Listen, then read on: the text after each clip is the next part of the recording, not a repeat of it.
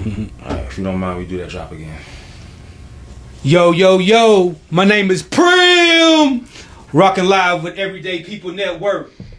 Lock in. Lock in. Let's go, sir. What's going on? Cooling. What's happening? Everything is well. Glad to have you, sir. Thank you for having me. All right, so I got hip to you through the Conscious and Dope Raps. Yeah. And we did a in-studio performance together, which was dope. Yeah. So I'm glad to have you here for an interview. Oh, yeah. You know what I'm saying? Yeah. Those who listen to you and follow your music want to know about Prim. You know what I'm saying? What motivates him and things of that nature. So let's get into it. Briefly tell the folks about yourself. My name is Prim City. I'm from Huntington, West Virginia. Born and raised. I've been living here in Naptown for over 10 years now. And I've been doing music since I dropped my first album back in 2004, you know, called Step Into My World. And, you know, throughout the years, I've never given up, you know. I tend to progress, you know, the deeper I get into it. So I just love making music. I love, you know, having peace of mind, you know. I like to do self-work on myself, mental health. So, you know, that's pretty much, you know, me in a nutshell. Okay, so how'd you find yourself in Indianapolis? I did some time. I got locked up, got arrested, had to work in the car. And I did 4 years in prison down in Georgia. So as it was getting closer for me to get out, I had to figure out what I wanted to do. It was either go back home to Huntington, West Virginia.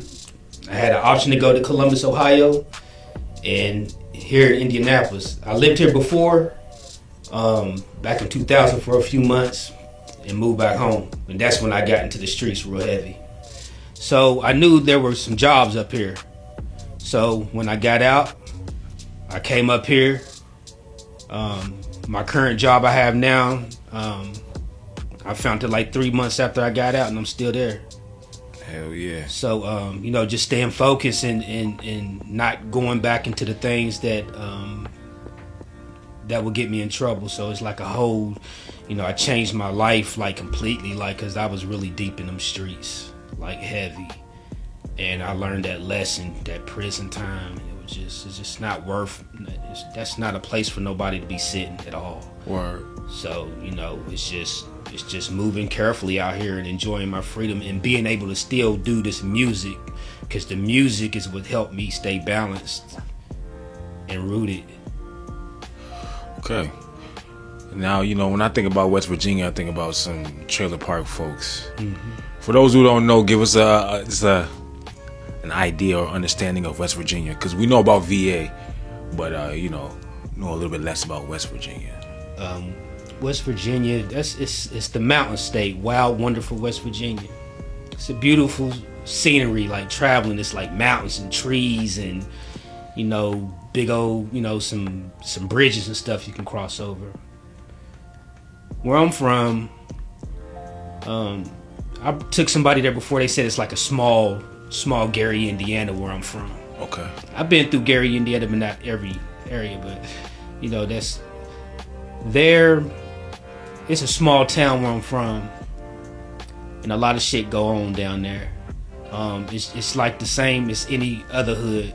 You know, we just ain't on the map at all. You know, when you have beef with somebody, you gonna see them. You know, you gotta. That's how small it is.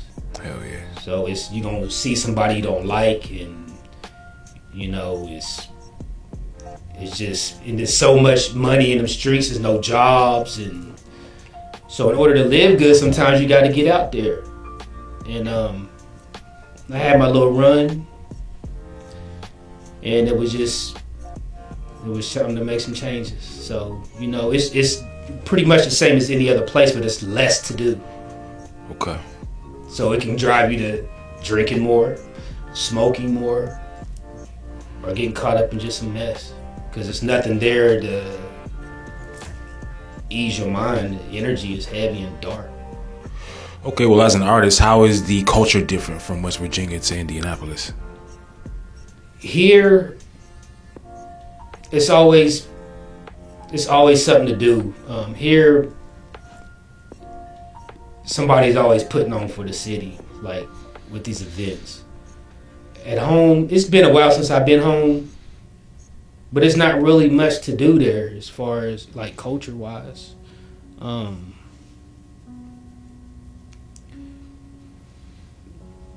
The culture wise here is way better than down there though. It's just really nothing to rock out to down there for real. To me, like culture wise, as far as the hip hop scene, I have no idea how it's going right now because I ain't been home. Okay, would you say you pushed your craft more when you got to Indianapolis?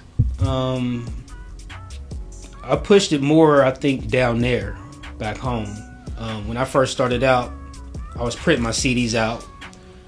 Okay. Thousands at a time. And I would be down there, motherfucker, just handing shit out. Just for free. Handing them out. That's how I got my name out there floating. I just, because money wasn't an issue back then. So I passed them out. Going to college campus, because Marshall University down there. I was rocking with a group called 1050. They would always put me onto their shows. Nobody else would ask me to get on their shows and shit. So I eventually started throwing my own shows. They was always success too. Packed it out. So now living here, it's different. The game's changed a little bit. And then I'm not as known out there, but now I got to get out here and start putting in some footwork. I think I have to go back to the old school way of how I work instead of not just relying solely on the internet. Right. The footwork, getting the flyers and throwing them motherfuckers out there so they can know who the fuck. Oh, let me see what he hitting on. I think that's kind of the move, is trying to getting back to where I began and then start to figure out other ways after that. Okay.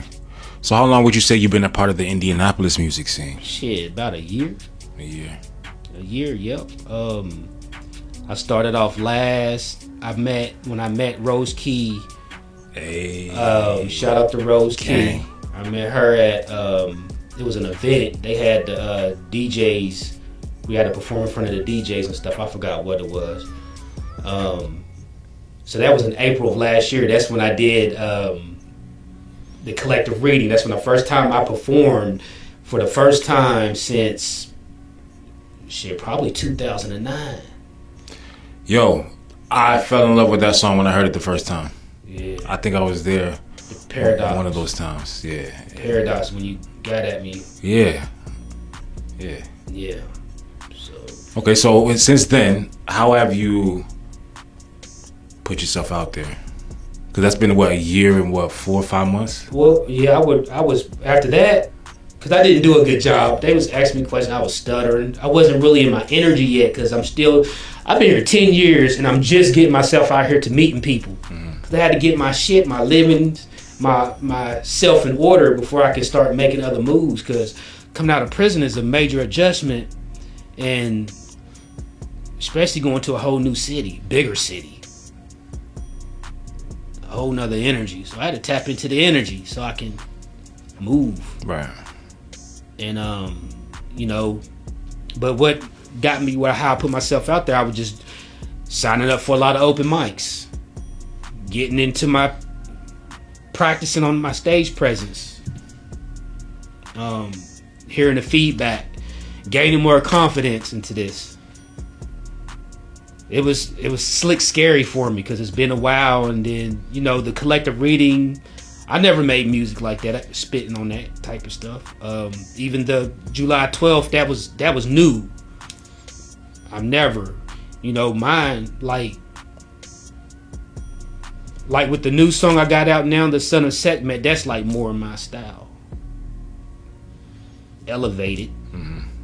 So I like to get out there and perform. I'm about to get back out there now, but I want to start experimenting with new type of music. R&B bag, some type of soulful, and then tap into some gangster shit. You know what I'm saying? I want to just cover everything I can in it. I don't want to just be in one lane. I want to expand. Yeah. So who would you coming up? Who were some? So coming up, who were some of your inspirations? Musically, Music. Give me a top 5. Tupac, Nas, Mobb Deep.